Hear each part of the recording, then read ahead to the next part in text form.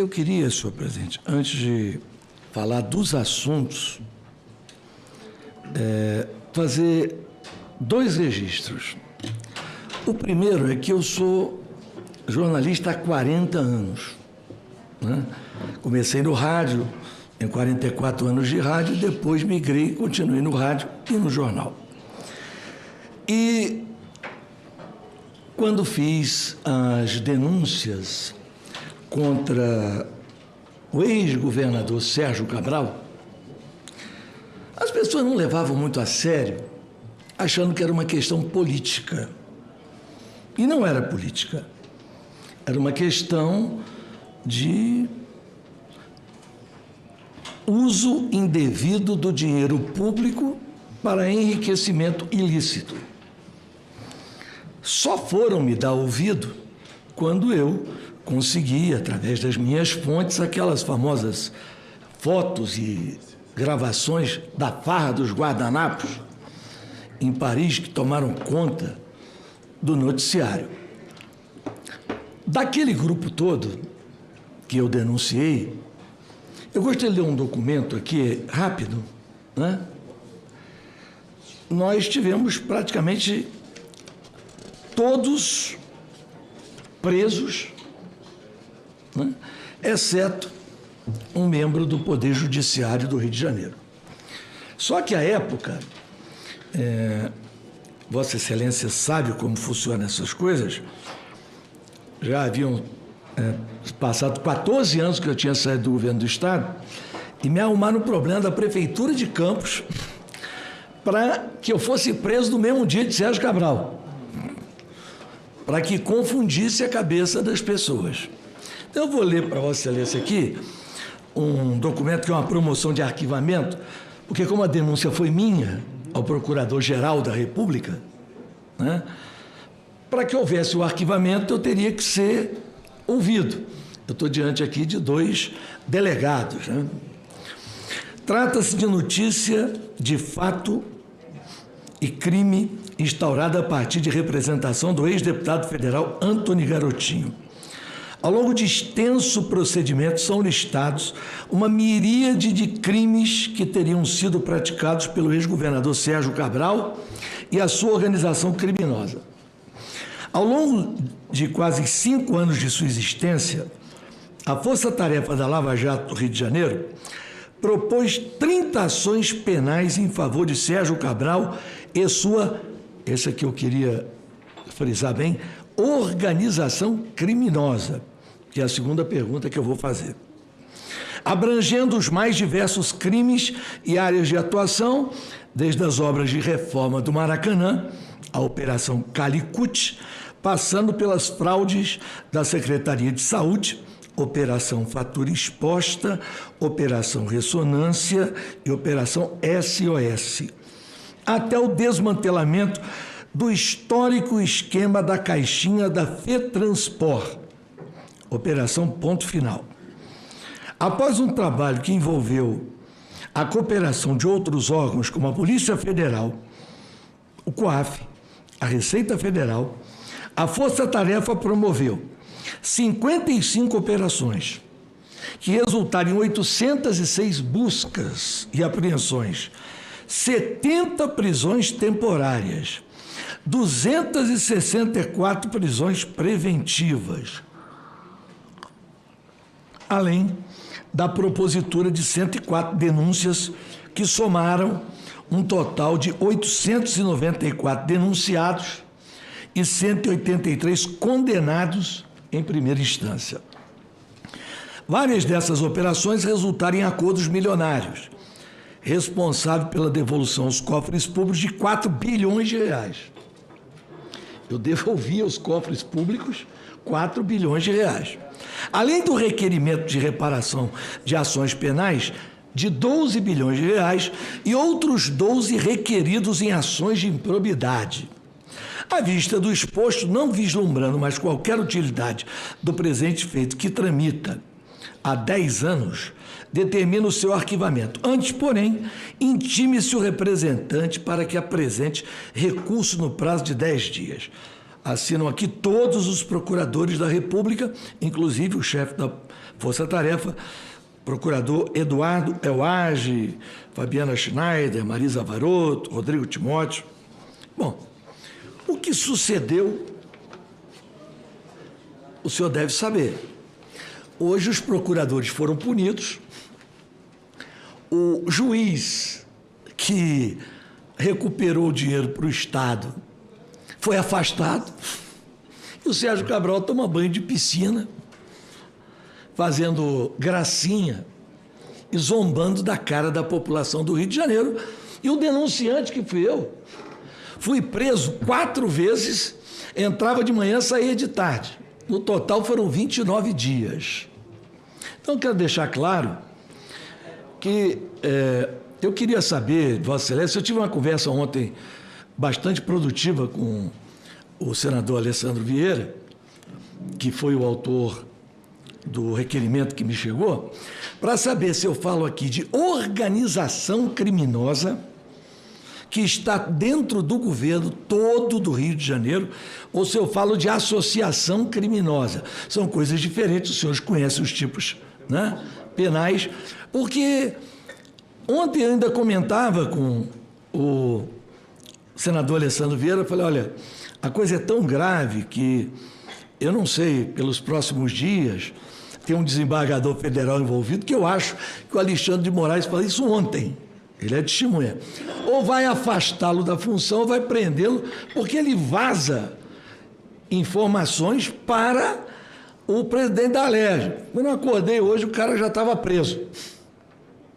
né? Então, assim, é uma situação, eu queria saber, eu preciso delimitar, porque o senhor falou 20 minutos. 20 minutos eu não falo nem da polícia, quanto mais do crime do Estado.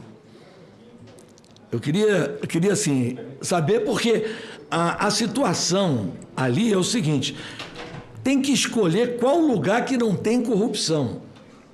Eu até faço uma brincadeira, às vezes, de mau gosto até, que eu dou uma barra de ouro, que é o que eles costumam fazer lá, para quem me apontar um órgão do Estado do Rio de Janeiro que não tenha corrupção. Né? O senhor me permite, presidente? Não, eu queria... Para encaminhar, governador, a sua colaboração, é uma questão procedimental. O senhor tem de início os seus 20 minutos, como o presidente falou, mas não vai lhe faltar tempo. É evidente que o histórico de corrupção do Estado do Rio de Janeiro não caberia num dia inteiro de depoimento. Mas o nosso objetivo aqui principal é trazer para essa CPI, dar essa visão para a sociedade da radiografia atual.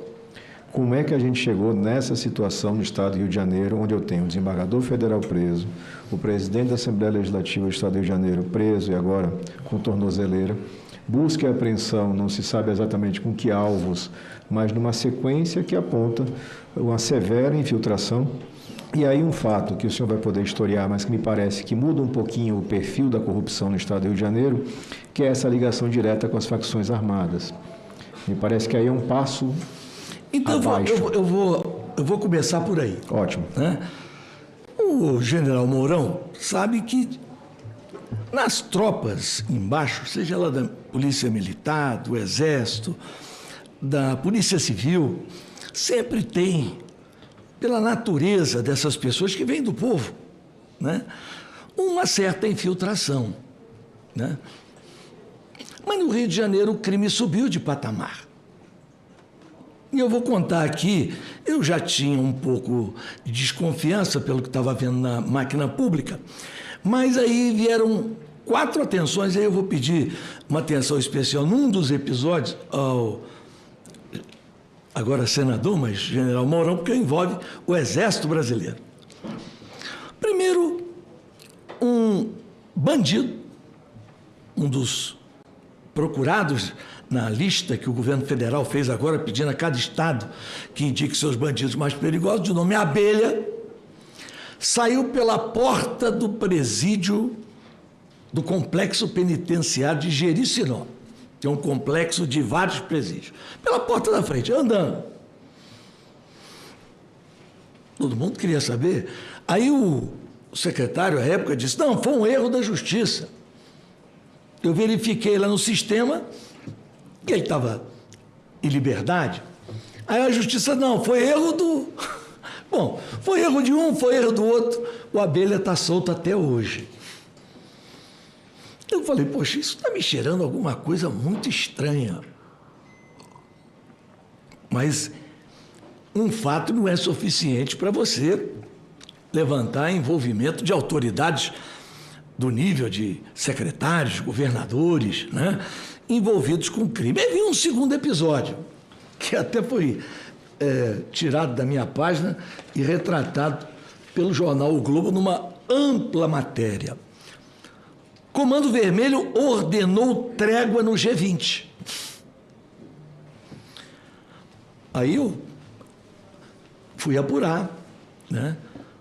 E, de fato, constatei que haviam vários prints para um acordo entre as facções, nesse caso não era só o Comando Vermelho, mas as facções não façam nada durante o G20, nem dentro, nem fora, que a gente vai dar uma regalia para vocês. Durante o mesmo período, foi permitido entrar com o celular, o Comando Vermelho ganhou um forninho daquele elétrico, tem um nome, air fry, né?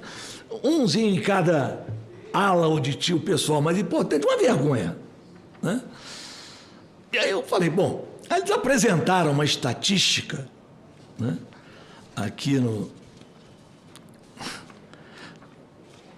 numa nota pública, esta nota aqui, dizendo que a matéria do Globo e a minha reportagem eram falsas porque os números não se alteraram do período do evento do G20.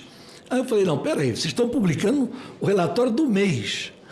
Eu quero do período do G20.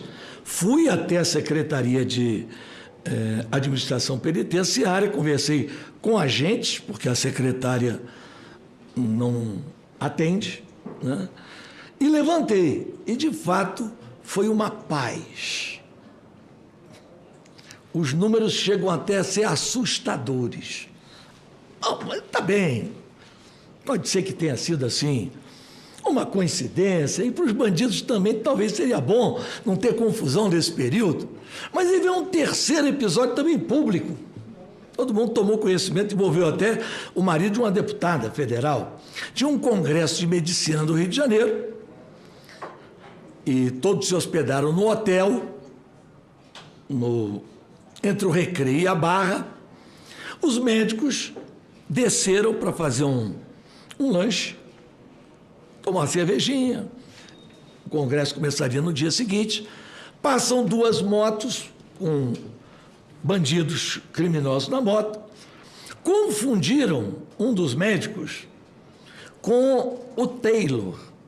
O Taylor era um miliciano daquela área, inimigo do Comando Vermelho. Eles resolveram retornar por conta própria, dispararam contra os 4 médicos, mataram 3, inclusive o irmão da deputada, e um ficou gravemente ferido. Aí aquilo foi uma repercussão enorme. Aí logo de manhã saiu uma nota misteriosa de um porta-voz do Comando Vermelho dizendo o seguinte, que o Comando Vermelho já sabia que foram integrantes da facção, mas que não estavam de acordo com aquilo. Os jornais publicando, vem cá, quem é que fala em nome do Comando Vermelho? Aí à tarde saiu outra nota, dizendo o seguinte, os criminosos já foram presos e serão julgados hoje à noite. Novamente, o porta-voz do Comando Vermelho.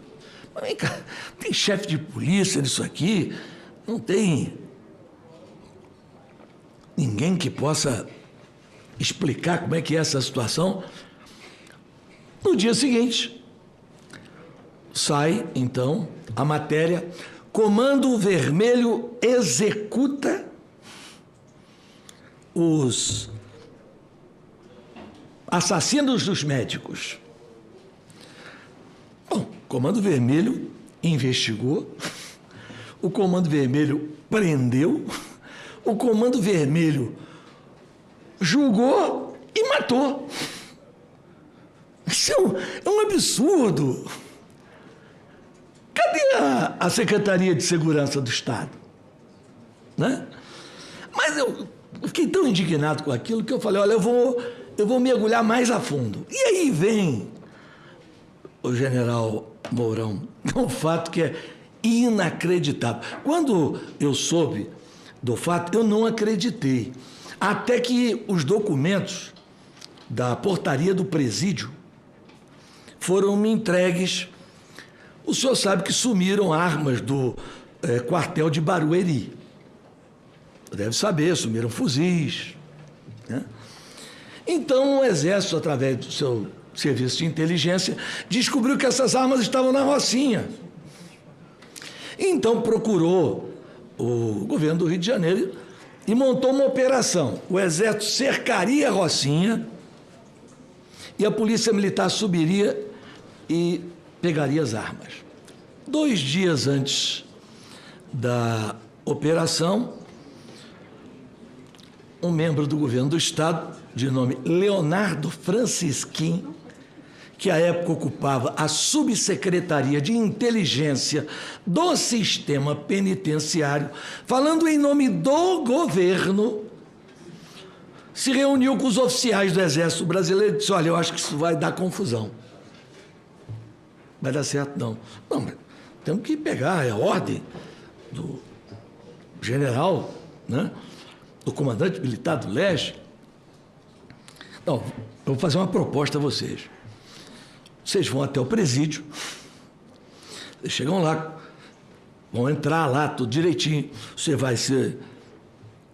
Você usa o nome de Bruno, que é um agente, e você usa o nome de Lima, que é outro agente. E vocês vão passar, e aí vocês vão ser levados até onde está o chefe do Comando Vermelho, que ele vai mandar entregar as armas. Bom, só que na hora lá, alguém esqueceu de avisar que a portaria do presídio estava informatizada. Ou seja, eles eram agentes de outro presídio que estariam entrando lá. Quando o cara do Exército botou o dedo, o agente penitenciário, o policial penal, disse, não, você não é Bruno, não. E você também não é Lima, não. E aí veja o ridículo.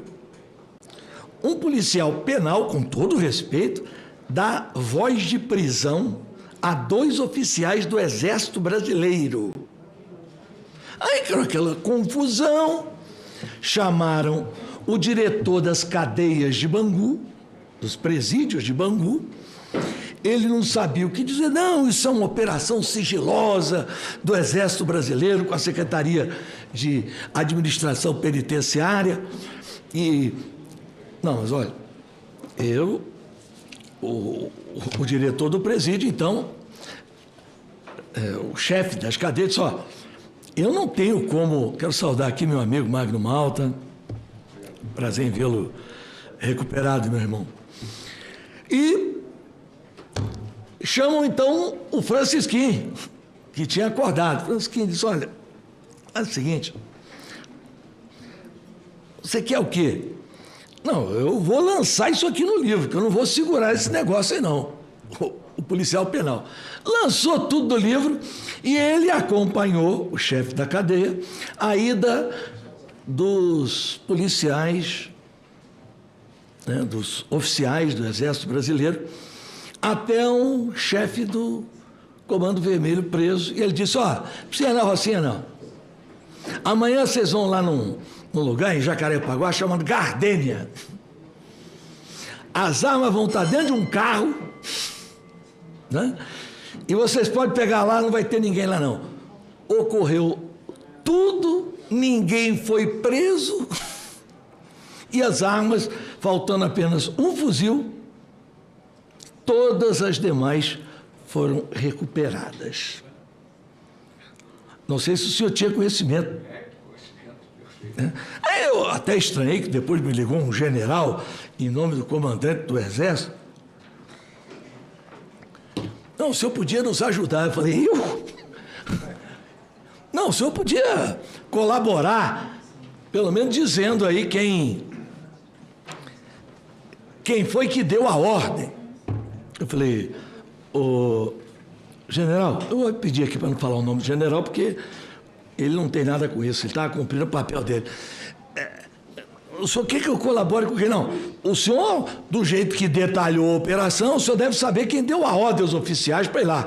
Porque o general Paiva não foi. O chefe da apuração, o general Landrital, também não foi. O comandante militar do Leste também não foi. Só falta o senhor dizer que fui eu. Eu dizia, olha, eu sou jornalista, eu tenho segredo de fonte, eu não sei quem foi que deu a ordem, mas também se eu soubesse eu não ia dizer não. Isso não é problema meu. Não é problema vocês apurarem essa situação. Não sei nem como terminou isso. Gostaria até de saber do general Mourão quais foram as providências adotadas dentro do Exército Brasileiro para essa desmoralização dos oficiais se submeterem a negociar a entrega dos fuzis roubados num quartel em Barueri com traficantes do Comando Vermelho dentro do presídio no Rio de Janeiro. Isso merecia, no mínimo, né, um esclarecimento, uma nota do Exército Brasileiro que nunca teve, que eu saiba. Pode ser que eu esteja enganado, o senhor que é um militar agora na reserva, né, por causa do seu mandato, né, o senhor podia nos informar. Então, esses 4 fatos me levaram a uma convicção. Havia um acordo claro entre as autoridades estaduais e o Comando Vermelho. E aí eu quis traduzir isso em número. E, paz, meus senhores, o Comando Vermelho, além de recuperar todas as áreas que ele havia perdido, ele conquistou áreas que eram da milícia. Jacarepaguá, por exemplo, era uma área totalmente dominada pela milícia. Hoje você tem metade milícia, metade Comando Vermelho em combates sangrentos. O corredor da estrada de Madureira, não é Madureira bairro, é um corredor que liga Itaguaí até Nova Iguaçu. Ali tem vários bairros, Conjunto da Marinha, Botafogo, vários bairros, né? Mais de 30 bairros. Aquilo era tudo milícia. O Comando Vermelho tomou tudo. E eu, por uma situação que vivi, né? Eu hoje sou guardado por 12 homens da Polícia Militar do Rio de Janeiro, né? A pedido do Ministério Público do Estado. E acho que depois do que eu vou falar aqui, eu vou ter que pedir até ao ilustre presidente, né, que reforce, embora os homens que trabalham comigo, tem alguns que são do BOP, né, e tem muito carinho por mim, porque eu fui o autor da construção do BOP. Pois bem, o Comando Vermelho recuperou todas as suas áreas, se expandiu, enquanto as outras organizações criminosas encolheram. Bom, mas eu precisava entender alguns aspectos. E aí eu fui percebendo o modus operandi de uma parte da lavagem do dinheiro do Comando Vermelho em setores que depois, eu estou falando isso aqui, é coisa de 1 ano atrás, que depois veio aparecer em relação ao PCC na Operação Carbono Oculto. Eles lavavam e lavam dinheiro através de uma rede de combustíveis cujo empresário, ele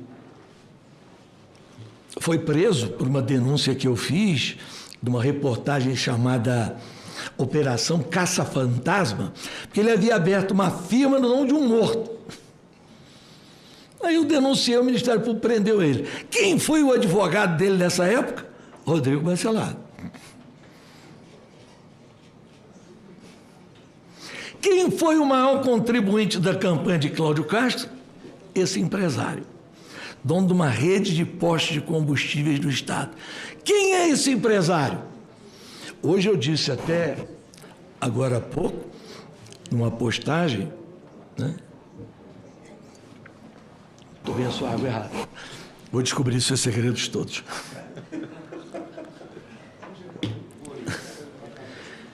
O nome desse empresário é Fernando Trabac. Você anote o nome dele aqui. E a lavagem é feita através de uma associação de postos de combustível do Estado do Rio de Janeiro, a Aposerge. Só que a Aposerge, o presidente é ele, e o resto da diretoria é a mulher dele, o filho dele e o irmão dele. A Aposerge. Essa empresa, que eu não consegui quebrar todo o sigilo dela, né? Porque a gente também tem que investigar, mas também não pode sair da lei, não pode cometer crime em nome da legalidade. Mas teve um ano que ela movimentou, ela é uma associação, mais de R$1 bilhão. Associação de pó de gasolina. E eu fui saber com outras pessoas, né, que têm redes grandes de combustível, se eles estavam filiados. A maioria nem sabia da existência. Como ele tem muitos postos. Então, eu já dei aqui 2 nomes que os senhores deviam colocar no radar. Um chama-se Leonardo Francisquim, atual subsecretário-geral de Administração Penitenciária.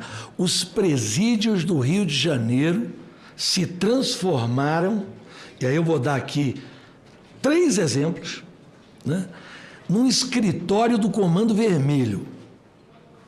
Tanto que os senhores viram aqui pela reportagem do Globo, que eu mostrei, feita em grande parte com os prints que eu consegui junto a agentes penitenciários que não concordam com... não concordam com esse tipo de situação, né, que quando eles quiseram decretar, né, paz durante o G20, não teve nada, não aconteceu nada, entrou tudo nesse dia, né? Bom, e dei o segundo nome, que é o do senhor Fernando Trabac. Pois bem, o que acontece hoje de anormal na Secretaria de Administração Penitenciária? Existiu um negócio que todo mundo tentava acabar, eu mesmo tentei acabar, mas era difícil acabar, que são as cantinas. E, finalmente, o Ministério Público determinou que acabasse com as cantinas. E o governo criou um programa chamado Cesta Online.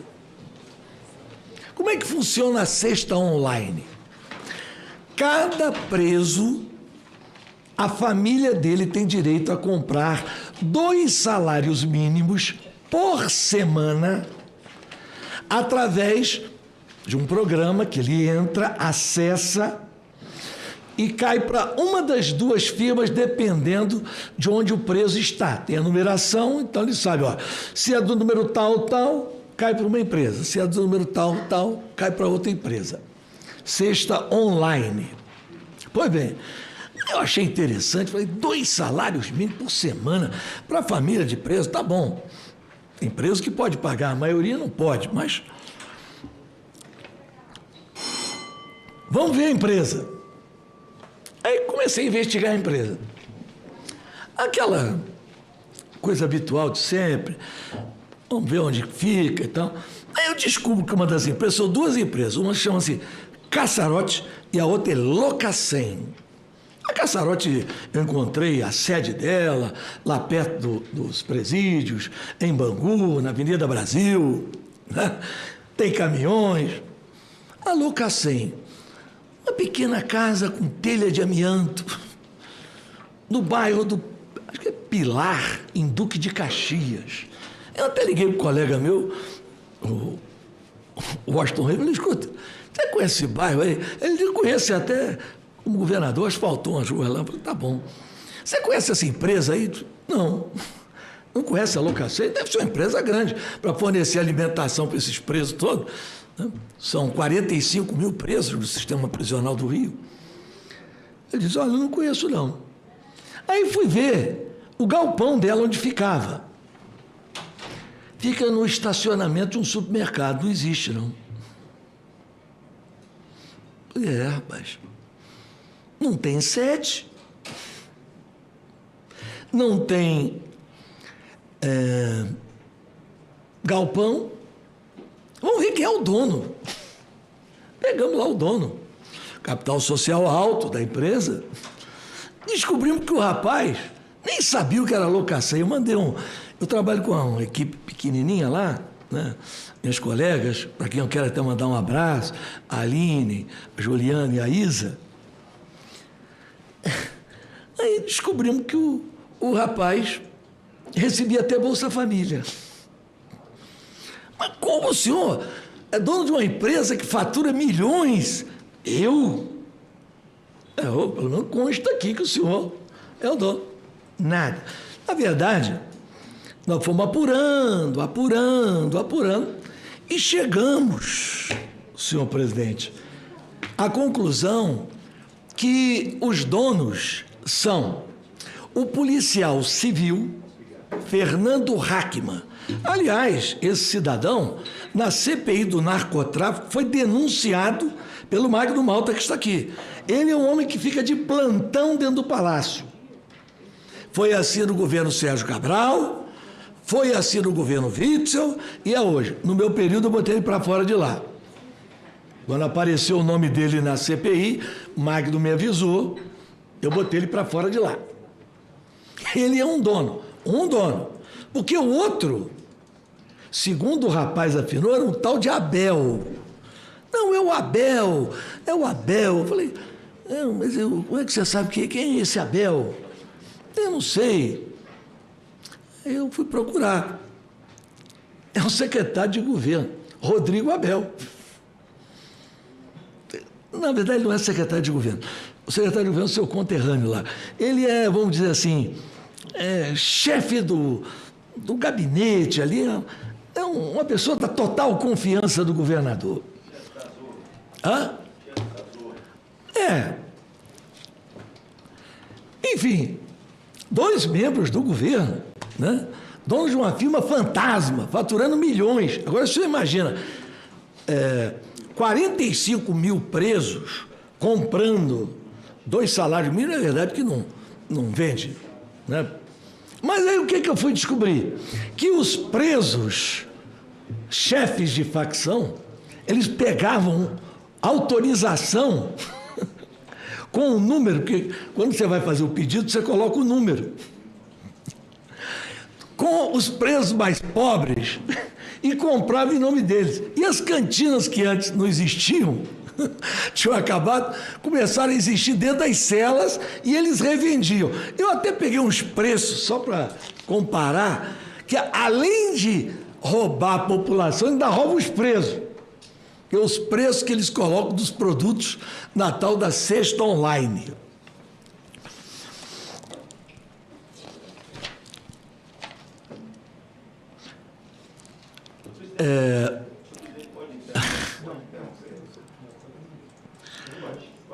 Olha assim, só para... Não é nem interromper, é só para contribuir com o garotinho. Ô, senador, com todo respeito, é porque o tempo do convidado era 20 minutos, nós já estamos tendo... Não, pelo amor de Deus, do convidado. O tempo do convidado era de 20 minutos, já estamos indo para 40 minutos. Depois que ele expor, aí eu vou abrir para o relator e abro para o parlamentar. Quero registrar a presença do senhor, do deputado Luiz Lima. Bem-vindo a essa casa. Mas, por gentileza, se o senhor puder já tentar indo para a conclusão, para que o relator possa fazer as intervenções e o colega senador também assim contribuir, bem como o vice-presidente. Então, aí eu pedia ao pessoal, por exemplo, eu tenho aqui um item, né? Cortador de unha. Que, aliás, não devia nem ter cortador de unha para vender para preso, que é perigoso. Mas tem, né? No supermercado mundial, custa R$ 6,99. Na cesta online, custa R$ 19,76. Creme dental Oral-B, anticário, que eles colocam lá na cesta também a marca. No supermercado custa R$ 4,00. Na cesta online custa R$ 9,56. Eu não vou ficar falando aqui de preço, só para vocês terem noção da safadeza de roubar preso. Roubar preso. Bom, aí eu digo, isso é um absurdo. Aí começo a me aprofundar no sistema da administração penitenciária. Sou procurado por um fornecedor de alimentação para os presídios, né, dizendo que ele foi convidado a participar de uma contribuição mínima, né, de R$ 1 por quentinha. 45 mil presos, 2 quentinhas, almoço e janta, 90 mil quentinhas. R$ 1 por quentinha, 90 mil reais por dia. Ele se recusou. Então eu publiquei uma matéria, né, dizendo: o Rio tem uma nova rainha das quentinhas.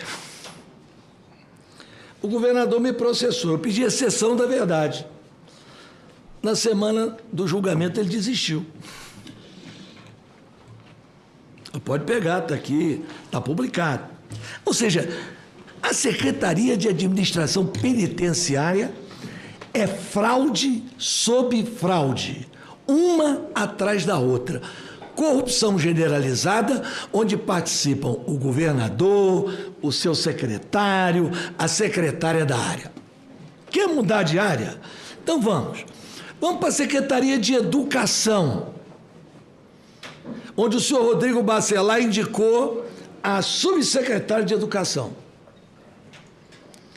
A subsecretária de Educação tem um filho que é o operador do sistema. No final do ano, assim, entre o Natal e o Ano Novo do ano passado, eles iam comprar, por dispensa de licitação, 497 milhões em livros. Mas não é livro de estudo, não. Aquele livro de historinha, tá? De uma editora famosa. Aí eu chamei o repórter, um amigo meu, Gabriel, que trabalha numa grande emissora. Falei: Gabriel, isso aqui você tem que fazer antes deles comprarem.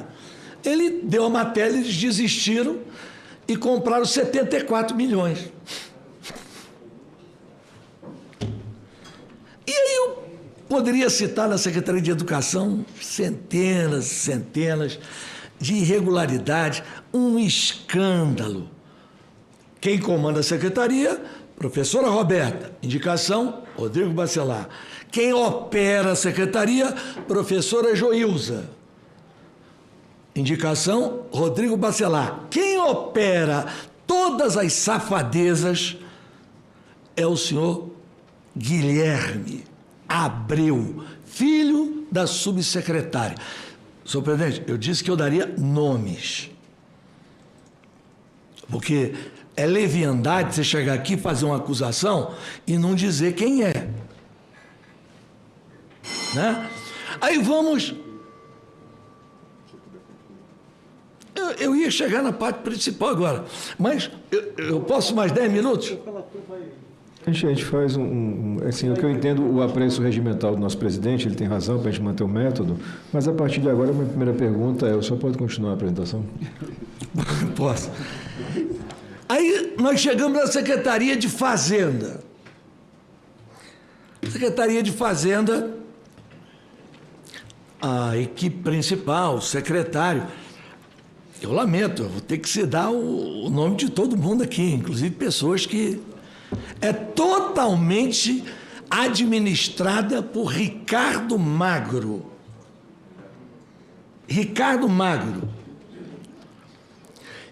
ele paga e muito bem. Agora, qual é a vergonha? Eu publiquei os vídeos de um jantar que ele promoveu em Nova York, até quiseram me... Vai, meu irmão. Ah, mas como é que você conseguiu esse vídeo? Não é problema meu. Né? Onde estavam presentes no jantar em Nova York? O governador, o secretário Rodrigo Abel, o secretário de Fazenda, o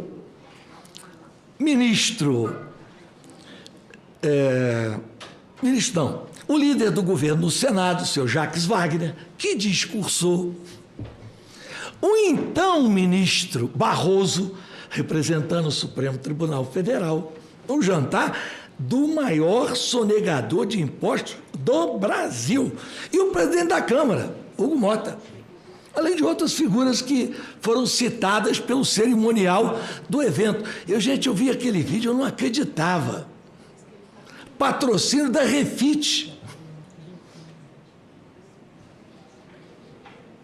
Bom, ali são milhões. Porque ali, senhor presidente, é uma engrenagem que envolve Fazenda, AGRIO, que é a Agência de Desenvolvimento do Estado, e a CODIM, a Companhia do Distrito Industrial, que é a empresa que concede incentivos fiscais. E para o dinheiro do incentivo fiscal voltar uma parte, como é que eles fazem? Contrataram um escritório de consultoria tributária que tira a nota e devolve o dinheiro.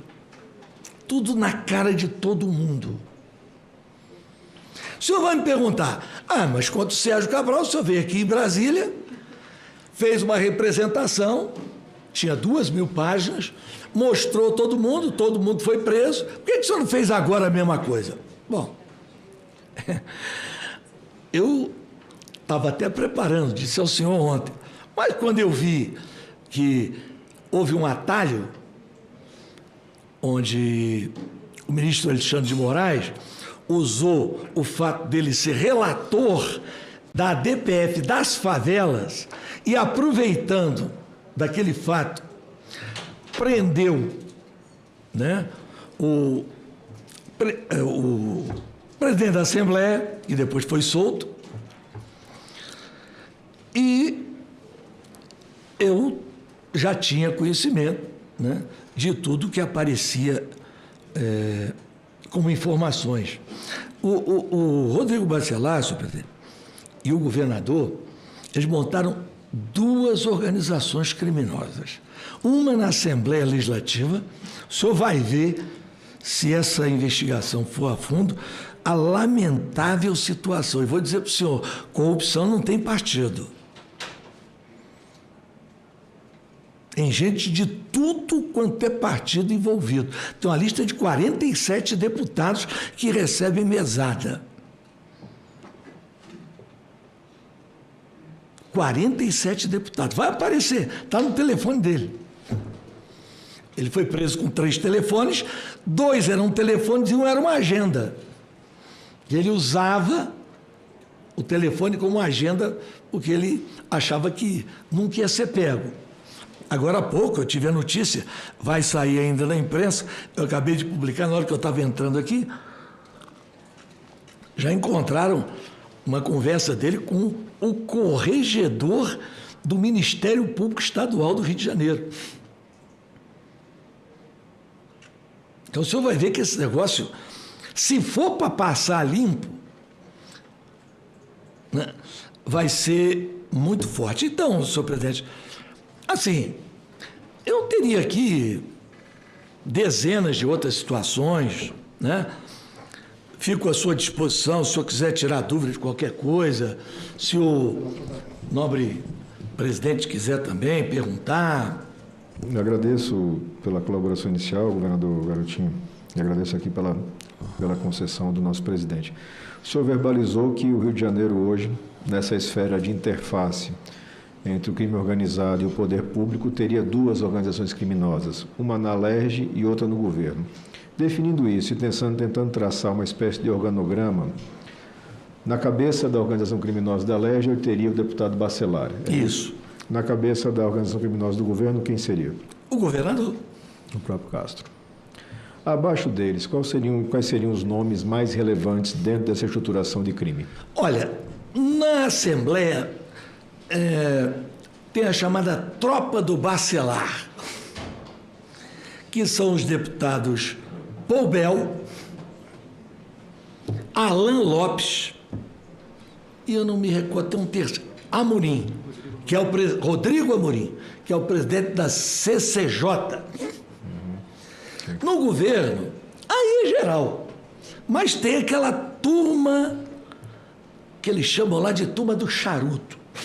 Não sei por que esse apelido, não sei nem se o governador usa charuto, mas é o apelido da turma do charuto, que é o governador, é o seu conterrâneo, o senhor André Moura. Aliás, o senador, o senhor André Moura, o que ele vem aprontando no Rio de Janeiro é quase que um refúgio. Ele está fugindo de Sergipe, porque não é possível que o cara faça as situações que faz lá com tanta disfarçatez. Eu não sei se Vossa Excelência tem conhecimento, ele estava guardando um alto valor dentro de casa e aí o dinheiro sumiu. Aí ele deu parte como foi um assalto. O senhor conhece o delegado de polícia? O Contarato está até rindo. Ele é delegado de polícia. Na verdade, ele deu uma volta. Bom, a polícia... um banho. O termo policial é esse. Ele deu um banho. Mas eu não vou discordar do delegado de polícia. Continuando ali na turma do charuto. O Rodrigo Abel, o André Moura, o governador. Você me vê mais quem ali? O Fernando César, que é o cara que faz o jogo assim, mais sujo, né? Olha, é difícil. O secretariado, como é que o governador, ele não era uma pessoa experiente, ele era vereador de ser, e caiu ali de paraquedas, assumiu numa eleição, então ele terceirizou. Então, assim, entregou para o Rodrigo Bacelar para montar. Então, cada secretaria é um feudo. E cada um quer obter para si e para o grupo, né, o maior lucro possível. É difícil chegar aqui e dizer, olha, fulano não está. Entendeu? Mas, assim, quem tem o dever de zelar por isso é o governador, né? O senhor pode apontar, o senhor já fez isso na sua declaração inicial, mas falando da organização criminosa, nas suas palavras, a organização criminosa da Alerj, a captura do orçamento se daria por que vias? O senhor deu alguns exemplos, mas particularmente a turma que seria, nas suas palavras, comandada pelo deputado Bacelar, se apropriaria do orçamento de que formas? Não, olha, embora tenha emenda impositiva, não tem a proporção que tem aqui no governo federal. É muito pequena. A captura do dinheiro, não é do orçamento, é feita através da seguinte forma.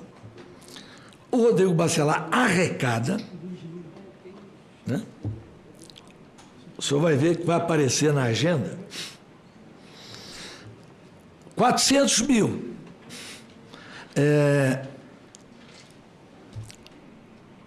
Educação. Entrega ao Vinícius. Vinícius é o irmão do governador. Vai estar na agenda do Bacelar. Secretaria tal, tantos mil. Dia tal. Aí vem uma outra página. Deputado fulano de tal, pago dia tal, 80 mil. Vai até dar briga entre eles, porque o valor para cada deputado é diferente. Acho que eles vão acabar ficando chateados, vamos dizer assim, pelo nível que cada um tem. Então funciona assim, né? O Rodrigo fica com uma parte grande, é visível pelo enriquecimento ilícito dele. Eu, inclusive, apresentei uma representação, né, através de uma interposta pessoa, por enriquecimento ilícito a ele ao Ministério Público. O Ministério Público arquivou. E depois o Conselho Superior do Ministério Público reabriu. Ele está sendo investigado por enriquecimento ilícito. Porque o principal laranja dele, ele não tem um, ele tem vários, mas o principal laranja dele é um advogado, chamado Jansen Calil. Esse Jansen Calil comprou 2 coberturas em Botafogo, de frente para o palácio da prefeitura, e o Rodrigo Bacelar mora lá. Quanto o senhor acha que custa o aluguel de 2 coberturas em Botafogo, andar inteiro? O Rodrigo Bacelar paga R$2.000. Aí foram perguntar ao senhor Jansen por que ele faria isso. Não, um homem influente com tanto poder como ele, eu quero ser amigo dele.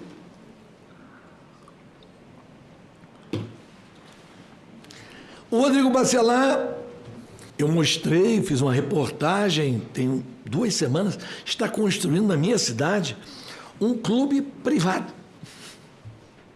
com quadra de tênis, com campo de futebol, com, enfim, L ponto. Eu comecei a desconfiar, né? Minha cidade lá, eu mandei o pessoal ir lá. Disseram, o deputado desce ali, está mandando fazer um L ponto para ele descer ali. Na cara de pau, o terreno custou 3,5 milhões. Se a Polícia Federal não achou mais dinheiro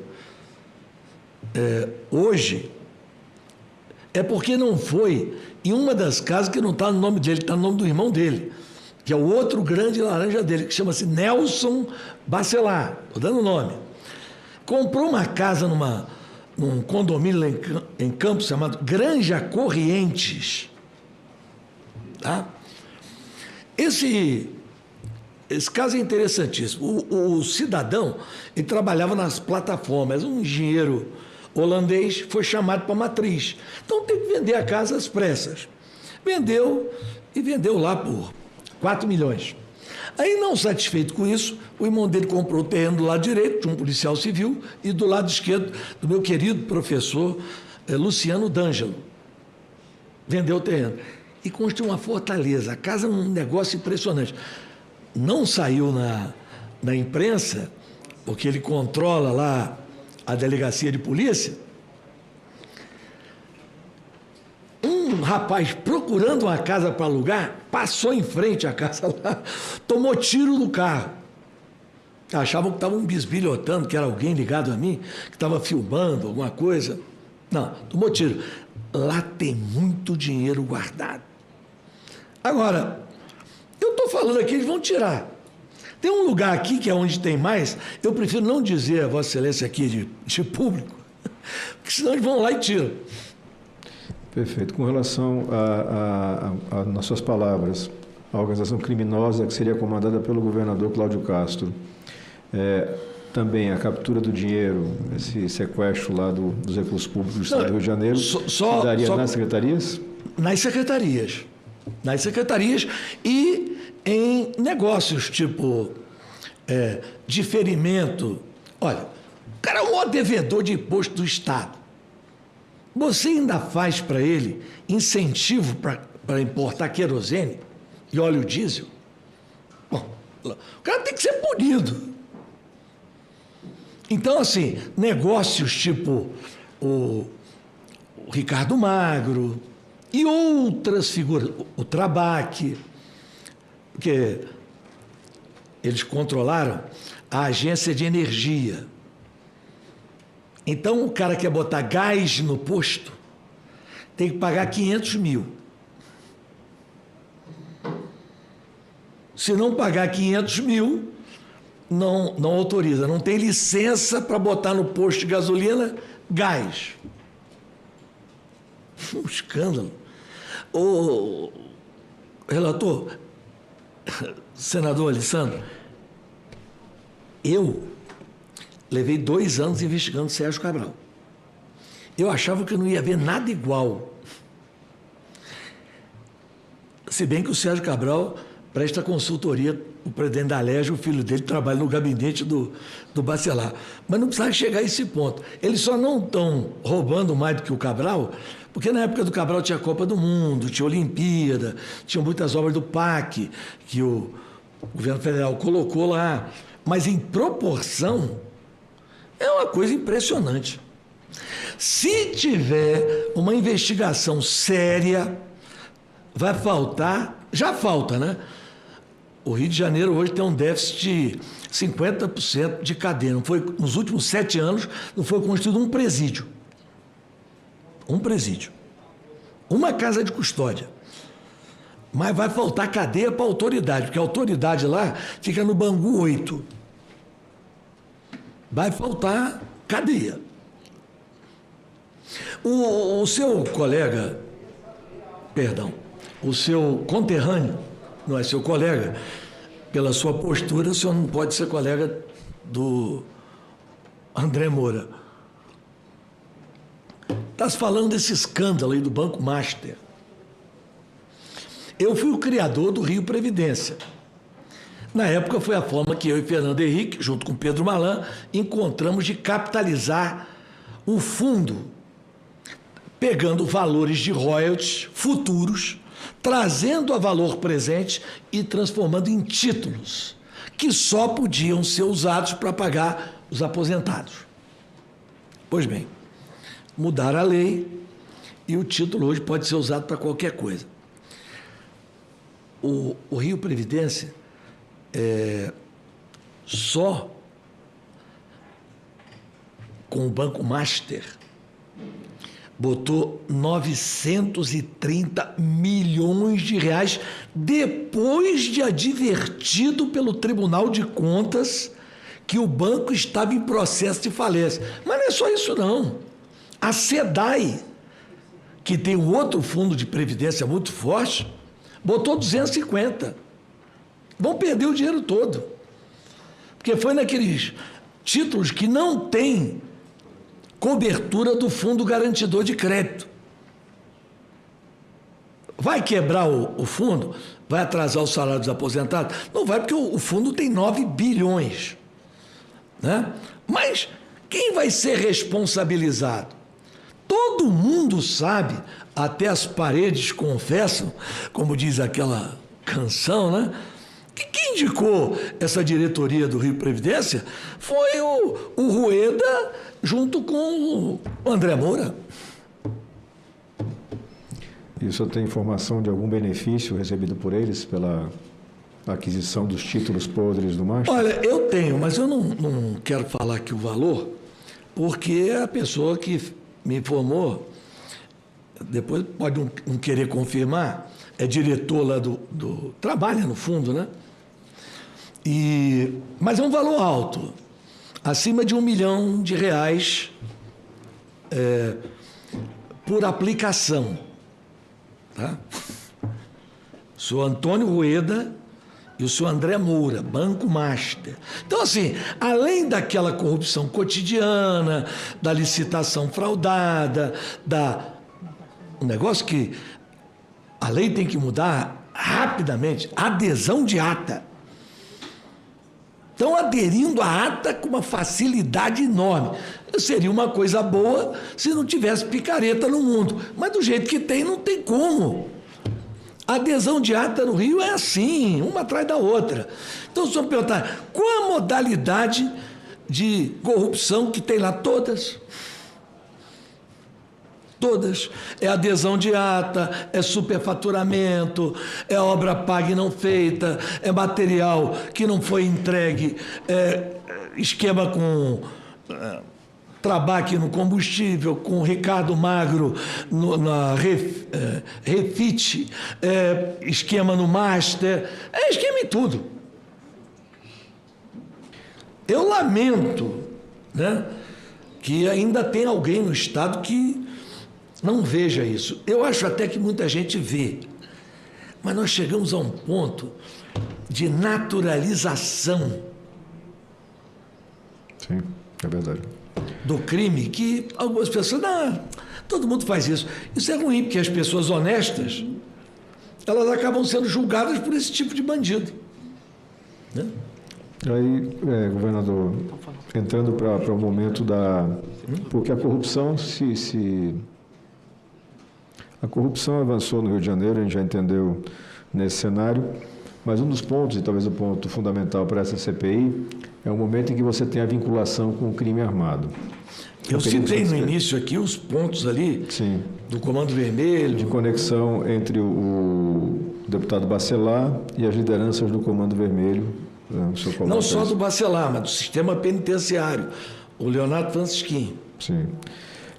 Essa conexão, ela tem uma derivação da conexão tradicional da política fluminense com o jogo do bicho ou é uma nova construção? Não. É uma nova construção? Não. O jogo do bicho, ele se profissionalizou e criou o escritório do crime, cujo elemento principal morreu em confronto, entre aspas, com a polícia, o capitão Adriano, que eu prendi quando fui secretário de Segurança. Era um policial valente, mas com pouquíssimo caráter, que não honrava a polícia. Então, o escritório do crime contrata, é contratado, né, pela contravenção. Assim, quer matar fulano? Por isso que eu tenho minhas dúvidas, sabe, Excelência, em relação à morte da Marielle, mas não é o caso aqui, eu não vou tocar no assunto, porque, para mim, né, a coisa não foi bem como tentaram colocar ali, não, mas em outra oportunidade. Eu estou procurando aqui, ser o mais objetivo possível. Espero que esteja sendo. Né? Eu sei que amanhã a parte da imprensa vai dizer, mas não falou, não tem prova. Tudo que eu estou falando aqui, eu tenho prova, eu estou dando o nome, eu estou dando os fatos, eu estou trazendo aqui reportagens que foram feitas, eu estou trazendo aqui, como no caso que o general Mourão disse que já sabia, né, a cópia do livro de entrada do presídio, onde foi registrado. Então, para amanhã não dizer assim, não, o garotinho foi lá e não falou nada. Eu estou falando tudo. Vossa Excelência pergunte tudo o que quiser, porque eu conheço, eu sofri na pele, assim, uma certa tentativa de destruição, né, da minha imagem, né, porque eu tinha atacado o sistema. O senhor sabe que quem vai contra o sistema, especialmente o sistema financeiro, né, nesse país não tem muito futuro. No tocante a essa parceria, a infiltração do Comando Vermelho, em particular o Comando Vermelho, com o governo do Estado, de que forma se deu essa expansão do CV, em contrapartida à redução da atuação de milícias e outras facções? E em que ponto você tem indicativos ou notícias de movimentação de tropa, definição de delegacia, titularidade de delegacia ou de comando de batalhão, vinculado diretamente a essa interseção entre Comando Vermelho e Poder Público? Então, o senhor deve ter lido, porque saiu em todos os jornais, a briga que havia no Rio de Janeiro para indicar chefe de polícia, tanto da civil quanto da militar. Bacelar chegou quase a romper com o governador se não indicasse o chefe da Polícia Civil do Rio de Janeiro.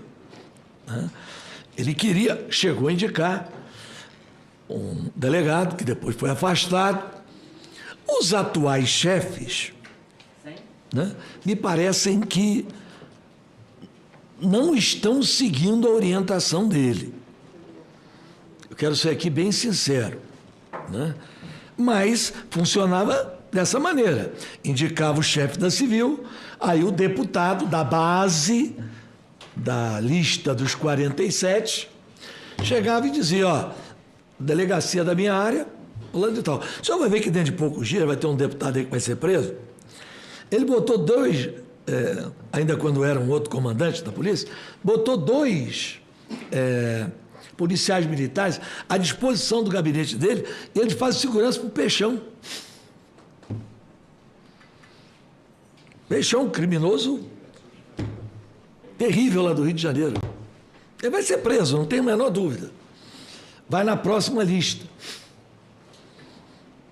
Então, assim, esse envolvimento, eu queria ter, se Vossa Excelência me permitir, tocar aqui num assunto que eu acho que é importante para essa comissão, mas eu acho que ele é mais importante para o Brasil, né? Porque a gente não chega a um lugar por acaso, né? Não, como é que eu fui parar no TH Joias? Eu lhe contei ontem. Um dia eu estava lá no meu escritório, um rapaz me liga e diz, sabe quem desceu de helicóptero aqui na minha cidade? É uma pequena cidade que o deputado Luiz Martins conhece, Luiz Lima conhece. Natividade. Noroeste Fluminense. Quem desceu aqui de helicóptero agora é o Rodrigo Bacelar. É mesmo? Dá para você tirar uma foto desse helicóptero e mandar para mim, hein? Aí tirou a cópia, né? E mandou. Eu notei que, além do prefixo, haviam 2 letras grandes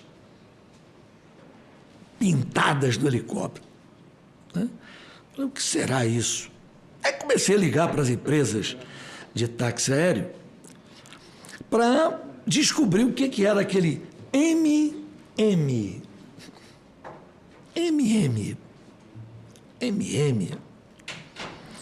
Quem será esse MM? Bom, descobri a empresa de táxi aéreo, onde o helicóptero estava. Aí eu perguntei, escuta, quem é esse helicóptero que o deputado está andando aí? Se mete nisso não, é complicado, esse cara é complicado, esse é o Barão do Ouro aí. Barão do Ouro? Esse cara, não, o cara do Pará aí, é o dono da Gana Gold, uma das maiores empresas de ouro do Brasil. Já tinha sido preso pela Polícia Federal. Até eu depois liguei para uns colegas meus de rádio lá da Sistema Liberal de Comunicação lá do Pará. Rapaz, não se mete nesse cara. Esse cara é tão poderoso, cara, que ele se mudou agora para uma cidade aí pequena e casou com uma moça lá, novinha, e o prefeito decretou feriado do dia do casamento dele. O cara tem tanto dinheiro assim, tem muito dinheiro. Bom, para que esse cara está emprestando um helicóptero para um deputado no Rio de Janeiro? Tem nada no Rio, né? Ou eu achava que não tinha.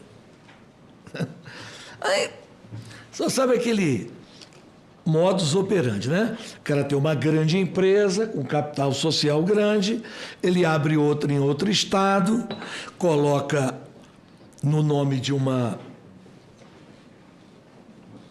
outra empresa e coloca o capital da sua empresa e vai fazendo assim. Aí descobri a empresa dele em Minas Gerais, descobri a empresa dele no Mato Grosso, descobri a empresa dele em Goiás, descobri a empresa dele no Rio de Janeiro. No Rio de Janeiro. O nome da empresa dele chama Zocar Caminhões. Caminhão. O que essa empresa tem contrato? SEDAI. Para transportar água. Bom, o Rio de Janeiro fazer transporte de água naquele volume que estava se dando, tinha fatura de 3 milhões, 4 milhões, 5 milhões, eu falei, é complicado, né? Mas vamos ver, né? Pode ser que esse cara tenha tanto interesse assim, né? Mas não me conformei, não. Eu falei, eu acho que é muito pouco. Ele emprestar um helicóptero, mesmo que eles estejam fraudando, bota 10 caminhões, diz que é 50, ninguém anotou aquilo lá, não atestou. E a SEDAI, a indicação do presidente era do Bacelar também. Aí eu descobri que ele tinha uma sociedade do Espírito Santo com uma outra firma. E essa outra firma do Espírito Santo tinha capital social numa construtora no Rio, que tinha um contrato de 400 milhões para fazer o aterramento do Novo Guandu. Aí, 400 milhões não é transportar água, é outra coisa. E aí fui me aprofundando. E aí descobri que eles recebiam propina em ouro.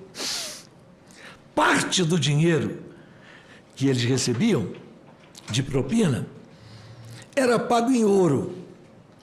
Eu até lamento que não esteja aqui um deputado do Rio de Janeiro, que eu lhe contei ontem, que estava aborrecido com o governador e foi lá pedir ajuda. Oh, eu queria que meu pai fosse nomeado, o governador tratou comigo e disse que ia me dar a secretária. Eu falei, eu não falo com o governador, não estou com o governador, não posso tirar. Não, mas senhor, me dá uma ajuda aí, me dá uma coisa dele aí para eu falar. Não, vou vender informação para você. Mas olha, eu vou escrever isso aqui para você. Você vai lá na tribuna da Câmara, sobe e fala. Aí escrevi para ele.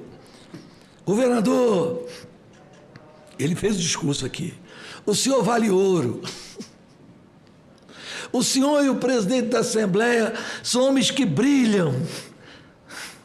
São homens que... de um quilate que não pode ser medido. Segundo ele me contou, quando ele desceu no aeroporto do Rio de Janeiro, o assessor do governador já estava lá esperando ele. Ele não entendeu nem o que ele falou, porque ele não sabia também, porque eu não contei para ele o que era, que eu tinha medo dele vender a minha informação. Nomeou o pai dele. Infelizmente veio a falecer depois, tal. Mas foi o secretário. Então, assim, aí eu falei, ouro, o que esse pessoal faz com tanto ouro? Eu disse, né? Eu não vou dar todos os detalhes aqui, né? Porque aí para pegar o crime perfeito, eu preciso de uma informação da CVM. O senhor sabe que existem muitos títulos lastreados em ouro, né? Mas ele pegavam parte do ouro e davam para o TH Joias. E o TH Joias fazia as suas obras de arte, que ele é um excelente joalheiro, para Vini Júnior, para grandes artistas e para todos os traficantes do Rio de Janeiro. Diga-se de passagem, é uma injustiça com o TH Joias. Dizer que ele é do Comando Vermelho.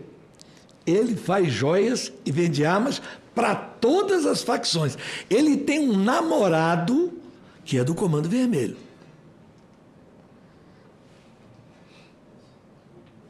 Ele tem lá uma relação com o Comando Vermelho nesse nível. Ponto. Agora, ele fornece droga e drone e arma para o terceiro comando. Milícia não sei, mas deve fornecer também. E para o Comando Vermelho em maior intensidade. Né? Mas ele não é um traficante do Comando Vermelho. Ele é um bandido que tem ligações com o tráfico. Né? Dentro desse contexto, governador, de proximidade com as facções, enfim, infiltração criminosa, o que explica e por que aconteceu na forma como aconteceu a Operação Contenção, recentemente realizada pela Polícia Carioca? Bom, há várias versões. Né? Eu fico com a seguinte versão. O julgamento do Cláudio Castro, por outro crime que ele e o Bacelar cometeram junto, que foi o caso Seperge, estava muito próximo. E ele sabia do voto da relatora, a relatora Galotti, seria um voto para arrebentar. Porque foram contratados 27 mil cabos eleitorais para receber na boca do caixa dinheiro. No Rio, onde ele tem uma ampla maioria, ele ganhou por 4-3 no TRE. Com um voto suspeitíssimo do cidadão que votou e 2 meses depois virou desembargador. Então sabe que eu, como governador, nomeei desembargador, e minha esposa também. Esse cidadão que deu o voto ali, que foi o voto Minerva, 2 meses depois virou desembargador. Então, eu acho que a operação ali foi um desvio de foco, uma covardia contra a polícia. Morreram 5 policiais e tem vários outros feridos. E não se tem até hoje prova contundente, clara, que aquelas pessoas que morreram tinham criminosos? Tinham. Mas e o resto? Cadê ali? E o ministro Alexandre de Moraes, eu quero dizer aqui, claramente, porque eu não tenho a menor simpatia, quero deixar isso bem claro, virou e, como relator da DPF das favelas, pediu para que fosse preservado o local para que ele mandasse peritos independentes fazer a perícia. Sabe qual foi a resposta do governador? Só se fizer outra operação, porque não dá para voltar lá. Então, a operação foi para quê? E o principal alvo, que era o Doca, não foi preso. Doca já estava em Paraisópolis sob a responsabilidade do comando do primeiro comando da capital. Porque há também essa ilusão, né? PCC e Comando Vermelho são totalmente diferentes. O PCC trabalha no atacado. O Comando Vermelho é varejo. Agora, o Comando Vermelho começou muito de forma incipiente aquela matéria aqui só para mim. Incipiente a entrar no atacado. Mas só para ter uma ideia da dimensão de uma coisa para outra, o Comando Vermelho tem muito poder porque ele domina muitas bocas e bicas. Se eu chego na Rocinha, por exemplo, é uma boca de fumo. Tem lá 30, 40 bicas. Cada bica dessa tem um gerentinho e a boca tem um gerentão. E todo mundo armado. Né? Então, assim, o poder de gente armada deles é muito grande. Eu publiquei uma nota no dia 23 de outubro, depois de ter uma longa conversa com um policial que trabalha na Polícia Federal em São Paulo, e está dedicado, debruçado, junto com o promotor, que agora me fugiu o nome, a estudar o caso do PCC lá em São Paulo, um promotor bastante conhecedor. Então, ele me relatou no dia 23 de outubro o seguinte: o PCC tem o controle absoluto do Porto de Santos, de onde saem a maioria das exportações de cocaína para o exterior. O PCC está hoje em 30 países e tem contato direto com os cartéis de droga do México, as Forças Armadas Revolucionárias da Colômbia, o que sobrou, a máfia da Calábria e o Hezbollah. Os principais mercados do PCC são Europa, Oriente Médio e África. Eu pensei, Estados Unidos? Não, Estados Unidos, os mexicanos não deixam entrar. Né? O PCC tem hoje, segundo o SIS, a espécie de Sistema de Inteligência de Portugal, 1.000 membros em Portugal. 1.000. É dali que é distribuído para toda a Europa. O PCC não age da mesma maneira em todos os países. Em Trinidad e Tobago, ele troca cocaína por ouro. Em Gana, por diamante. E no leste europeu, por arma. O PCC financia cursos para membros das suas organizações, para se serem juízes, delegados da Polícia Federal, promotores de justiça, delegados da Polícia Civil e outros cargos estratégicos no Judiciário. Além da infiltração no setor de combustíveis, o PCC tem hoje uma ampla rede de motéis, ele calcula entre 150 a 200 motéis, mais de 1.500 farmácias, imóveis e controla 40% das bets legalizadas. E no setor público, eles estão entrando em construtoras para obras públicas e empresas de ônibus.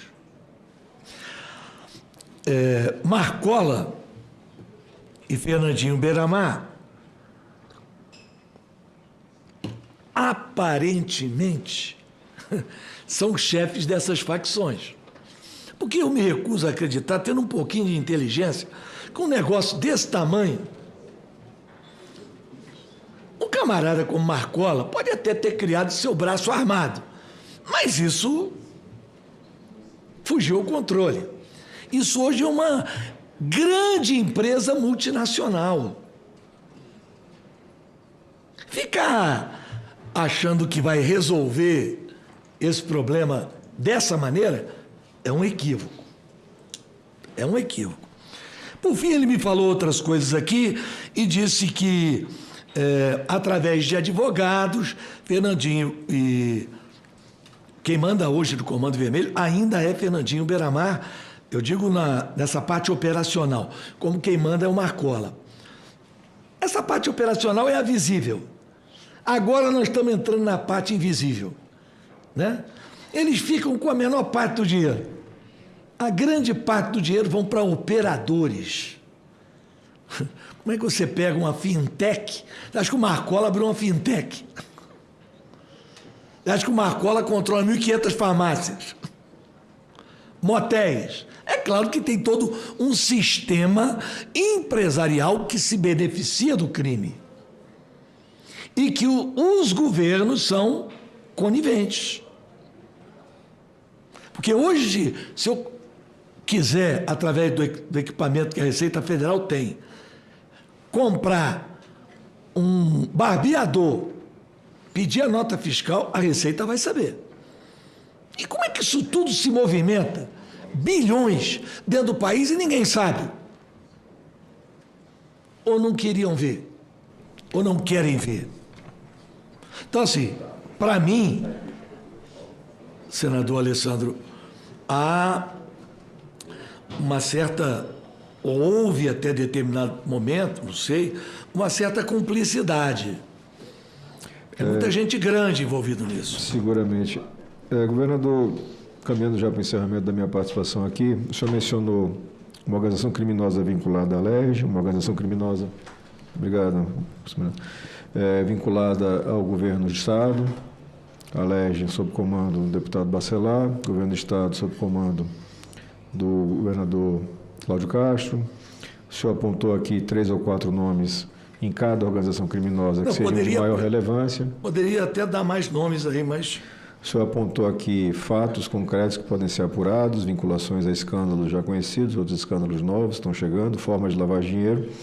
Eu quero lhe perguntar com relação à infiltração do crime organizado no Poder Judiciário e no Ministério Público do Estado do Rio de Janeiro. Se ele consegue definir também como novas organizações criminosas, essa infiltração ainda é pontual.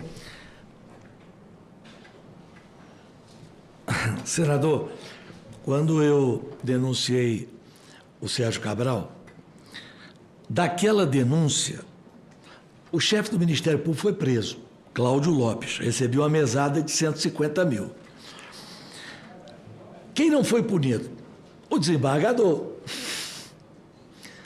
A minha denúncia era falsa? Não, minha denúncia, os peritos do CNJ, não, está totalmente embasado, tudo que ele falou aqui é verdade. Mas houve um apelo à ministra-presidente do CNJ, dizendo que ele era formado em Direito, não entendia de engenharia, que ele foi induzido a erro pelos engenheiros do tribunal. Puniram os engenheiros do tribunal. E o desembargador não foi punido. Agora, o que nós estamos vendo? Um desembargador federal preso hoje. O corregedor do Ministério Público Estadual, gravações que já estão em poder da Polícia Federal, de conversa dele informando a Bacelar. Então é total. Não vou dizer que os poderes, né? Mas assim, tem...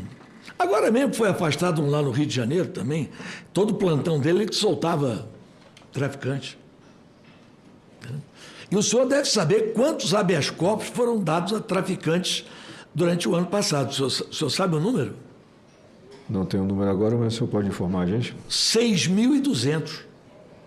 Só pela Justiça do Rio de Janeiro? Não! Supremo e STJ. As Cortes Superiores. Se eu for botar os tribunais estaduais, aí passa disso. Eu estou falando só os tribunais superiores.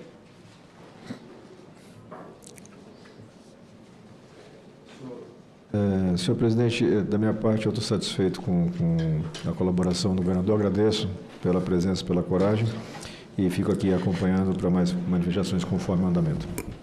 Muito obrigado, relator. Parabenizo Vossa Excelência pela forma como vem conduzindo, ao passo que quero também cumprimentar o convidado, o governador Antony Garotinho, pela sua exposição, pela forma didática. Eu vou ser bem direto e objetivo. O senhor foi governador do estado do Rio de Janeiro de 99 a 2002. Posteriormente, a esposa do senhor o sucedeu, de 2003 a 2007. Não, 2006. A 2006, desculpa. E o senhor foi secretário de Segurança Pública dela. 2003. Isso. Como secretário de Segurança Pública, eu sei que é uma função desafiadora, porque constitucionalmente, à luz da Constituição, se você pegar no artigo 144, que tem ali as atribuições das instituições de segurança pública, nós temos ali a competência da Polícia Estadual para, primeiro, prevenir, através da Polícia Militar, depois a Polícia Judiciária, no âmbito estadual, chefiada pela Polícia Civil, e naquelas infrações residuais, quando há interesse da União, ou de caráter internacional ou interestadual, a competência da Polícia Federal. O senhor como secretário, tanto como governador, depois a esposa do senhor como governadora, depois o senhor como secretário de Segurança Pública, tinha uma missão ali também, de alguma forma, na medida do que era possível, obviamente, coibir a atuação do Comando Vermelho, né? O que o senhor fez ou o que o senhor faria diferente para que não chegasse da forma como chegou hoje essa atuação? Senador Contarato, eu prendi Fernandinho Beiramar e prendi 87 líderes do Comando Vermelho. O Comando Vermelho abriu espaço para a existência da milícia. Porque eu prendi o Comando Vermelho todo. Eu prendi Marcelinho Niterói, Marcelo PQD e todos eles. Eu não vou ficar aqui nominando esses criminosos.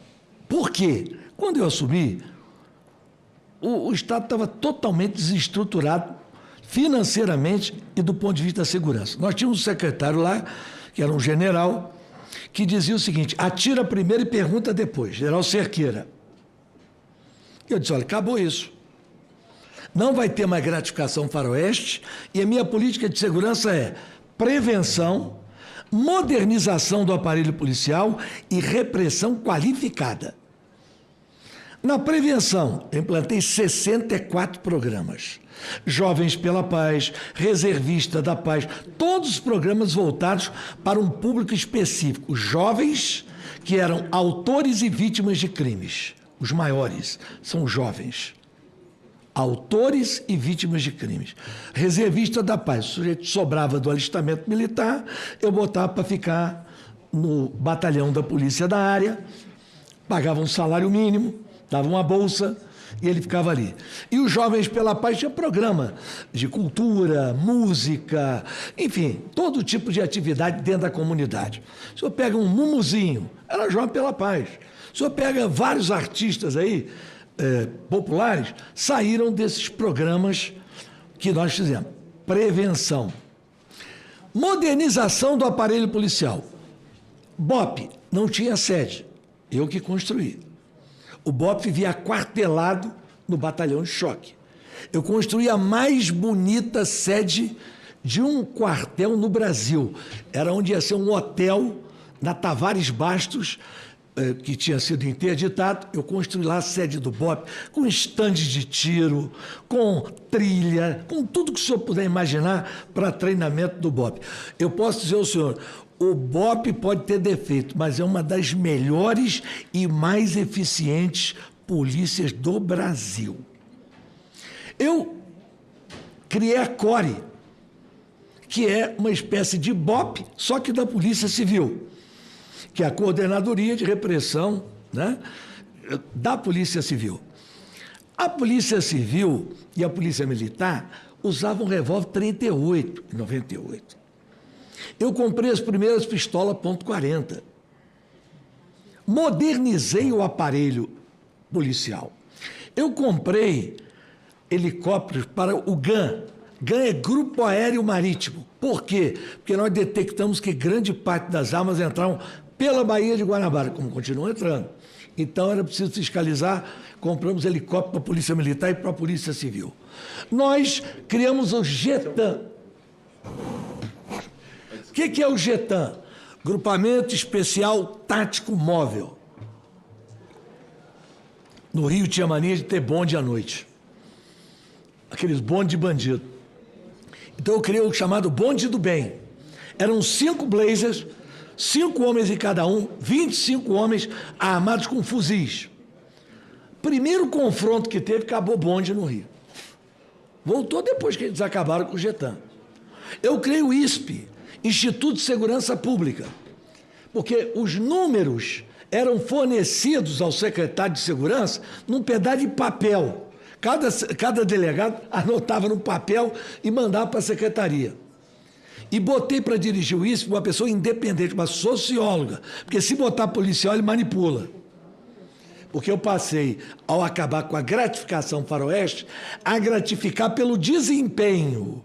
Ou seja, a delegacia que diminuísse o roubo de automóveis, o furto de automóveis, o roubo de transeunte, fosse mais eficiente, toda a delegacia era premiada. Então, não era criar auto de resistência matando. Então, eu poderia falar aqui dezenas de... Tudo que tem na segurança pública, ainda hoje, foi criado por mim. Eu peguei o Rio com 10 sequestros por dia. Você não vê falar de sequestro mais no Rio de Janeiro há muito tempo. Porque eu mudei a divisão de sequestro, coloquei lá um delegado, ele me disse, vou ter que prender meus colegas. Eu digo, prenda. Os primeiros a ser presos foram 4 delegados, porque a divisão de sequestro sequestrava e pedia resgate. Então, só para concluir, ontem tive uma conversa com o senador Alessandro, pedi até a ele que fizesse um projeto nesse sentido, né? Porque há maneiras de combater a droga a curto prazo? Mas vai solucionar? Não. Pode melhorar? Pode. Mas não vai resolver da maneira como nós precisamos. 3 pesquisadores, pessoas que, além de pesquisadores, tinham um pouco de conhecimento de filosofia, fizeram para si uma pergunta. Por que cada vez mais pessoas no mundo inteiro estão usando mais droga? E ao não encontrar resposta, partiram para um projeto entre Harvard e Cambridge, 2 universidades muito importantes. Pegaram 500 garotos de 6 anos, botaram num grupo e botaram 500 garotos de 6 anos em outro grupo. Esse grupo aqui, a partir dos 6 anos, teve esporte de rendimento obrigatório. Obrigatório. Quando chegou nos 15 anos, 2% foram para a droga. O outro grupo que não teve esporte de rendimento obrigatório, 38% foi para as drogas. Por quê? O que o esporte de rendimento faz no organismo? O que a droga gera? Adrenalina. O esporte também. Eu estou aqui diante de um atleta. Você não tem adrenalina? Serotonina? Dopamina? Todas as substâncias, os hormônios que a droga pode produzir no organismo, o esporte de rendimento também pode. O senhor já imaginou se o Brasil decide pôr como lei, de forma obrigatória, a prática de esporte de rendimento, e o cara tem que passar em português, matemática e esporte de rendimento?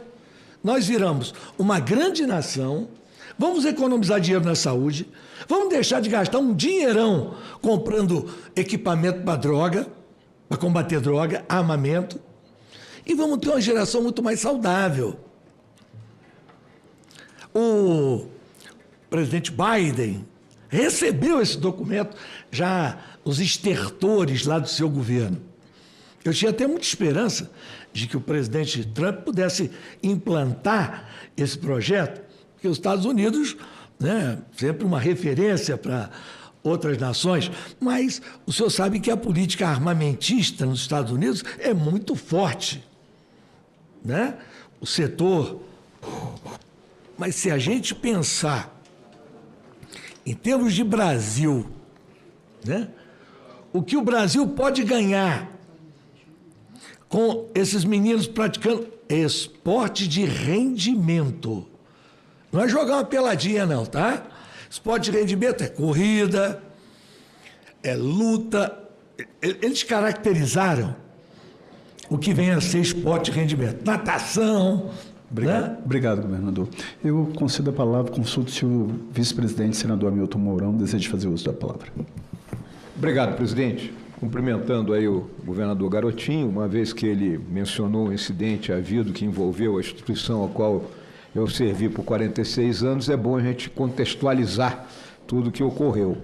Então, ali naquele ano de 2023, não é, governador, nós tivemos um desvio de armamento, que era armamento já em fase de desfazimento, que estava no arsenal lá de Barueri, né, estavam naquilo que a gente chama de manutenção de 5º escalão, e a partir daí o Exército abriu IPM, tal e coisa, e houve uma atividade de inteligência forte para descobrir onde tinha ido bater isso aí. E efetivamente foi constatado que ele estava, parte dele, outra parte já tinha sido recuperado, estava lá dentro da comunidade da Rocinha, e aí o Exército tinha a proposta de realizar uma operação de investimento daquela localidade e que realmente seria um problema sério, né? Decidiu por uma operação de inteligência envolvendo a questão do presídio. E aí, realmente, uma história-cobertura fraca, utilizada pelos dois agentes, levou a esse incidente que o senhor relatou. No final das contas, é aquela história. Em troca de não haver uma operação que resultasse em alto grau de letalidade, não é, se teve que entabular uma negociação tipo aquela, ó, você entrega o armamento ou nós vamos cercar isso aqui, tu vai ficar sem teu ganha-pão durante uma porção de tempo. Foi mais ou menos nesse estilo. É lamentável, é lamentável. Não, era isso que eu ia perguntar ao senhor, porque eu tenho uma alta estima pelo Exército Brasileiro. Não gostaria de ver o Exército Brasileiro negociando com o Comando Vermelho. Na realidade, o que ocorreu é exatamente isso aí, né? Evitar-se, né, algo que levaria a um grau de letalidade bem elevado, né? Todo mundo aqui conhece a comunidade da Rocinha e sabe o que seria aquilo ali, né, de tão complicado que era. Então, por que no Alemão, né, se decidiu fazer uma operação para prender o DOCA e morreram 100 e tantas pessoas e não fizeram na Rocinha? Porque eu até entendo, eu tenho uma matéria aqui, eu queria mostrar a Vossa Excelência, presta aqui um pouquinho, que é fruto de muito trabalho, muita pesquisa, não está aí sim, sobre o arsenal da Rocinha, você pode procurar que está aí. A Rocinha tem hoje, dentro dela, 1.500 fuzis. Né? E esses fuzis, essa matéria do jornal O Globo, baseada em informações, né, que eles obtiveram, olha, maior fortaleza do tráfico, a Rocinha é blindada por 1.500 fuzis. Ela é do mês de janeiro. Nós estamos em dezembro. Qual foi a atitude do governo do Estado? Nenhuma.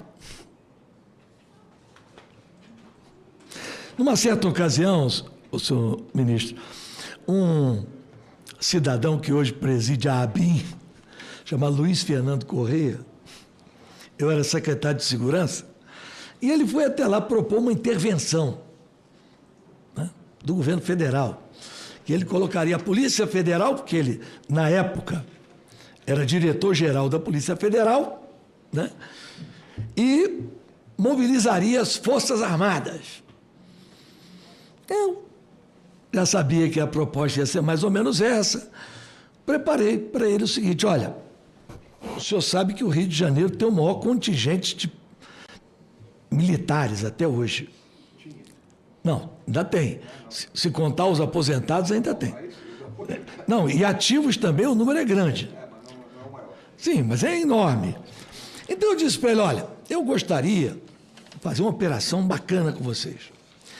Eu preciso ocupar simultaneamente a Rocinha, a Maré, o Complexo do Alemão. Eu quero ocupar o Salgueiro, lá em São Gonçalo. Quero ocupar o Dendê, na Ilha do Governador.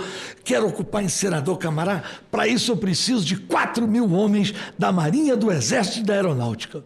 Ele disse: não, mas aí não dá. Mas você não quer acabar com o negócio? Mas vamos acabar. Porque o senhor sabe como foram as intervenções no Rio. A última do Braga Neto, para ser sincero, ainda foi a melhorzinha, porque deixou equipamentos, fez investimentos, mas as anteriores, o cara parava um tanque na Avenida Atlântica, apontava para a favela e gerava sensação de segurança. Isso não é combater crime. Aliás, as pessoas deviam parar de usar esse nome violência. O nome certo é criminalidade. O que as pessoas têm que combater é a criminalidade. Violência é uma sensação. Você pode até estar num lugar violento e não sentir. Você pode estar num lugar seguro e se sentir inseguro. Então, assim, eu acho lamentável essa situação do Exército, e faltou, eu acho isso que o senhor está fazendo aqui hoje, faltou ao general Paiva esclarecer, né, colocar publicamente essa situação. Mais alguma coisa? Mais uma pergunta aqui, presidente. Governador, a sua avaliação, a atuação do governo federal tem contribuído, sido neutra ou dificultado as ações dos estados no enfrentamento ao crime organizado? Que tipo de postura federal seria necessária para fortalecer e não limitar as iniciativas estaduais de segurança pública? Olha, eu começaria dizendo que há um grande equívoco em não caracterizar o Comando Vermelho e o primeiro comando da capital como organizações terroristas. Em qualquer lugar do mundo, o sujeito que anda no meio da rua com um fuzil, ele é abatido sem questionamento. Então, a primeira questão é a questão legislativa. Segundo, eu acho que precisa aumentar o efetivo da Polícia Federal. O efetivo da Polícia Federal é mínimo para o tamanho do Brasil. Segundo lugar, tem que investir em tecnologia. Como é que eu consegui, naquela época, sair do grampo e prender aqueles caras todos do Comando Vermelho? Antes de existir o Guardião, eu fui até Israel e comprei um aparelho chamado Bedim, que era usado pelos israelenses. Grampeamos todo mundo. Prendemos todo mundo. Então tem que investir em tecnologia. Vamos ser sinceros, 90% da cocaína que passa pelo Brasil fica 20%. O resto vai embora para os mercados. Elas vêm de onde? Elas vêm basicamente Peru, da Colômbia e Equador. É o grosso. Tem um pouquinho na Venezuela, mas o grosso é Colômbia e Peru. Será que não existe hoje maneira de destruir essas plantações de coca, não? Com tanta precisão. Eu sou capaz de localizar hoje uma casa, como Israel faz quando quer atingir, pelo Google. Não vamos nem, Otônio, registrar aqui a presença do Otônio de Paula. Não é nem pelo Google, não. Israel acabou com o Hezbollah, o senhor sabe como. Com um aparelhinho infiltrado. Explodiu 4 mil pessoas de uma vez. Então, investir em tecnologia. E acho que crimes de organizações criminosas devem ser federalizados. E eu explico por quê. Porque a grande infiltração de agentes públicos dentro dessas organizações criminosas impede a apuração. Então, se você federaliza, você torna a apuração mais rápida, mais eficiente e mais transparente. Eu poderia dar outras sugestões aqui. Satisfeito, presidente.